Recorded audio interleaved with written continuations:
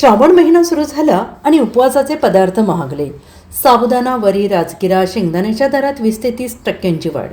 श्रावण महिना आजपासून सुरू झाला आणि नेमके श्रावणात अधिक मागणी असणारे उपवासाचे पदार्थ महागले आहेत. यामुळे या श्रावण महिन्यात उपवास करणाऱ्यांच्या खिशाला अधिकची कात्री लागणार आहे.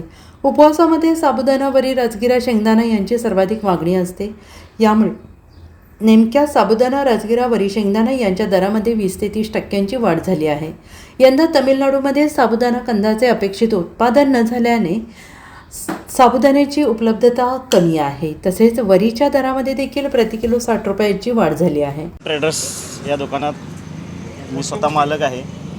आत्ता साधारण उपवासाचे पदार्थ आहेत ते बऱ्यापैकी सगळे वाढलेले आहेत. दर बाजारात त्याची मागणी मोठ्या प्रमाणात असल्यामुळे आणि पुरवठा कमी असल्यामुळे साबुदाणा, वरी, शेंगदाणा, बाकीचे दर उपवासाचे पदार्थ याचे जे दर आहेत, साबुदाणा कमीत कमी 10 ते 15 रुपये किलो मागे आणि वरीचे आहेत ते 50 ते 60 रुपये प्रति किलो मागे वाढलेले आहेत. तसंच शेंगदाणासुद्धा 10 ते 15 रुपये किलो मागे वाढलेले आहेत. अशी बऱ्याच प्रमाणात महागाई ही ह्या साधारणतः 15 ते 20 दिवसात वाढलेली आहे. Bureau report, SBN Marathi, Sangli.